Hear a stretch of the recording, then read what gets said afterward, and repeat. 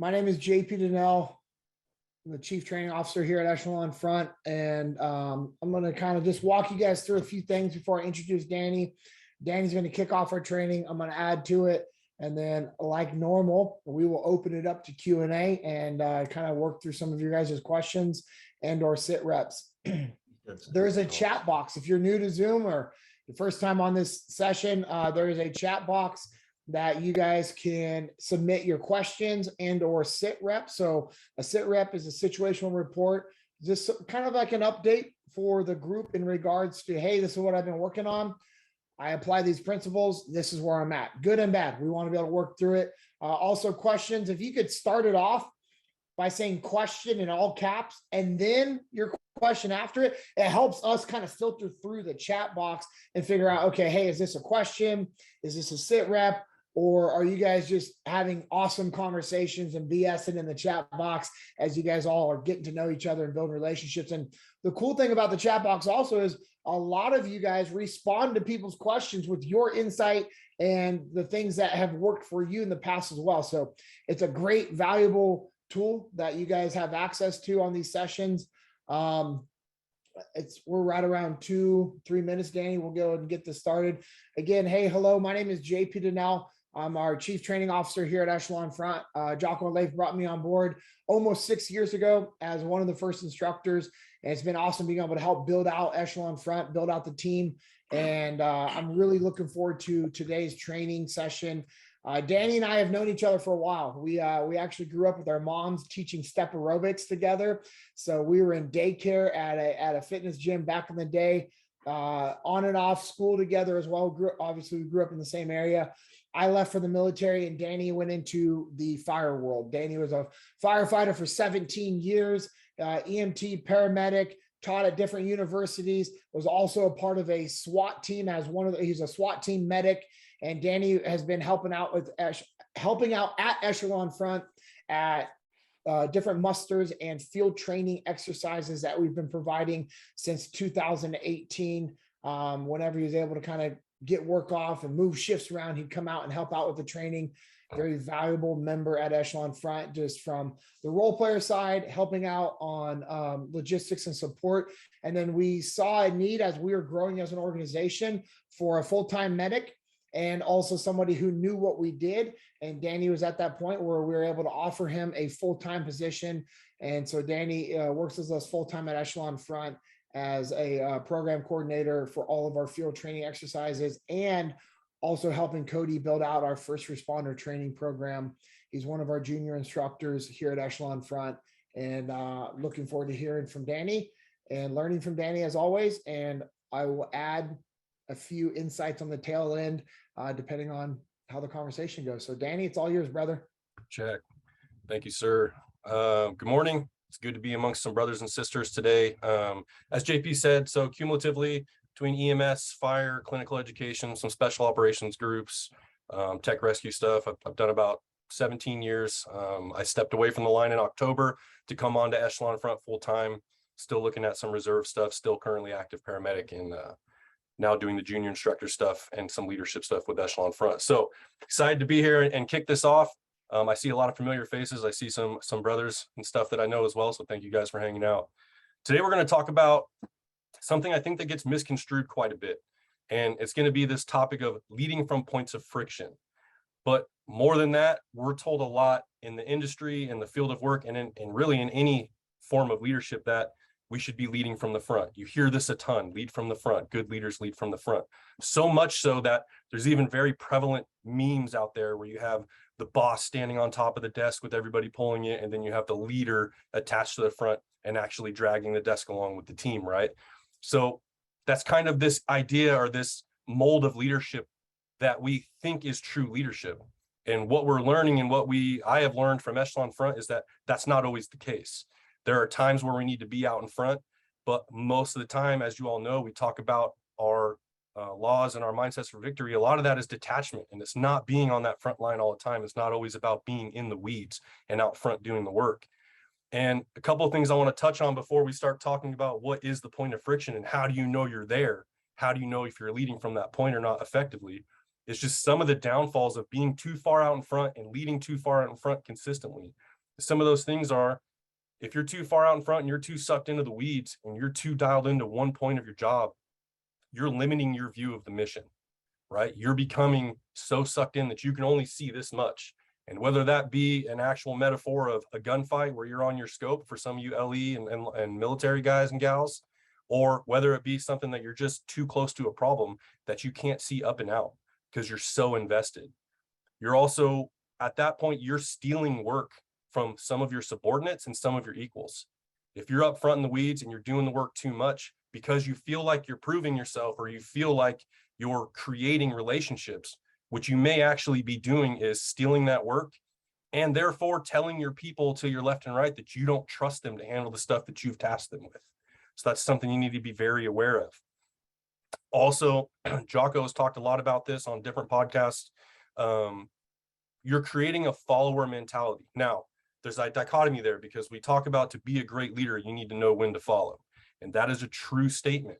However, if you're creating a follower mentality with your people day in and day out, follow me, follow me, follow me, eventually you're not going to be there. You can't be in every place at every time. You will have to prioritize and execute some things that may be more important. And when you step out, are you becoming the easy button for your team? And when you do become that easy button, eventually when you step out, productivity will completely halt, because they're going to say, hey, listen, Danny normally tells me where I need to go. Danny normally tells me what I should be doing, or Danny's usually out in front and I'm riding his coattails. Now I'm dead in the water. So I don't know what to do, because you've created that leadership void and therefore a follower mentality. And kind of the biggest overall thing that I really think aligns with tactical versus strategic, which we talk about a lot, is if you're out in the weeds, you're out in front doing the work, you're becoming a task-oriented leader instead of a mission-oriented leader. The reality is, to be successful in any front, to be successful on any team or as an individual, you have to be mission-oriented. You have to have that 10,000-foot view to know all the things that are inbound and to be able to address those things. And when you're sucked into a problem, you're no longer mission-oriented. You are a task-oriented leader, and that's going to be a point of failure. So when we speak about leadership, leadership is a fluid position. There is no one spot from a leadership role that you get to be in or that you get to live in. And a lot of those things, like I said, are obvious. If it's tactical or fireground stuff, sure, incident commander is not going to be the first one through the door. They're not door kicking and then taking the number one spot. That's obvious. If it's on the fireground or EMS or something like that, or military, I mean, very rarely are you going to have a white helmet on a nozzle taking an attack, with few exceptions of very small, limited departments, limited resources. But they may have to take part in some of those things at some points. So being out in front is okay, but being out in front should be a temporary position, and it's strictly a guiding mechanism to get your team back on track. So when you step out front, you have to have a plan to be able to detach yourself, to fall back again and get yourself in a position where you can effectively measure multiple things and be able to help multiple avenues and multiple people. Now, one of the things that's going to allow you to find where that fluid position is, we talk a lot about our laws, right? Cover and move. Well, cover and move, what is that really breaking down to? Teamwork. And more importantly than just teamwork is relationships. A lot of the times you won't know your position as a leader if you don't have the relationship with your team. If you don't invest in your team and you don't put some of your capital into those team members, you're not going to know what their capabilities are. That is a time where you get yourself in a position where you constantly find yourself out in front doing the work, because you don't know what your team can or can't do. If you spend that time building the relationships, we talk about Echelon Front all the time in our FTX programs all the time. Relationships are paramount. If you don't know the capabilities of your team, you're destined for failure, because ultimately you shouldn't be trying to do the work of every person. You should know the capabilities. Some of those people may need more integrated leadership. Some of them may need more guidance. A lot of times you're going to run into this. All of us probably at some point have been through some sort of FTO program or probationary program or something like that. You may have a new guy or gal that needs to be a little bit micromanaged. And I know that seems kind of like something that we don't want to see here. We were just on a call yesterday. Some of you guys that were on the call yesterday where Jocko popped in. He talked about, you may need to micromanage some people for a limited amount of time, and that's okay. Because once you get them on the path and once you realize what they're capable of, then you're able to detach and take that step back and find back into that point of friction that we're going to talk about. Others may not need you there. And that may be the relationship that you're actually hurting by stepping on their toes too much, by taking away their work and by taking away that trust. So you've got to invest in those relationships to know those capabilities and experience levels. So JP, you got anything you want to add to that? Yeah, hey, just a few things. I want to really reiterate the, when you're, stealing work, you're basically telling your team you don't trust them. And that hurts because I know we all are thinking of a time where you're like, no, I was just trying to help out. I was doing the work. And then if we really do a reflection, if we think about, hey, what did my team think about that? Was your team stoked that you took the work from them? Probably not. They probably think that you didn't trust them, and that's why you were doing it. So you have to really be careful with that and understand that when you are going and doing things, you really have to do an assessment. Is this something that I have to do right now? Does it really matter? Jocko talks about the leadership, the leadership loop that he's talked about at the muster a few times, and I think they're going to do an academy session on it. It's phenomenal. And one of the things he's talking about, like the OODA loop, and how we have an actual leadership loop that we've kind of put together and created at Echelon Front based off of what we do. And one of the things he said, like right at the beginning, you have to ask yourself, does it really matter? Like, does this matter? And so that's one of the things that you have to think about as a leader. Like, does this matter? Do I have to go and actually step in at this point in time? Sometimes, yes, like Danny said, 100%. If I have a new team member, I have to micromanage them. And hey, micromanaging has a bad reputation. So instead of saying, hey, I'm going to have to micromanage you, one of the things I know Danny's done, I've done, we've all done at Echelon Front is like, hey, I'm going to be managing the expectations of Echelon Front. Like there are standards and expectations that we have to maintain. And once you're hitting those, then I'm off.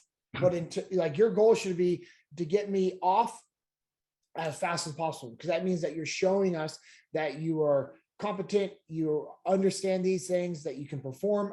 And that's a conversation that my old guys, when I was a new guy in the SEAL teams, had with me. Because I was like, man, they're micromanaging us. And Seth started laughing. He goes, no, they're just managing the expectations and the standards that we have in the SEAL teams. And so switching that mindset helps as well with this. So, when you're going to those different points of friction that Danny's talking about and is going to dive into a little bit deeper, you need to understand, does it really matter? Is it something somebody else can do?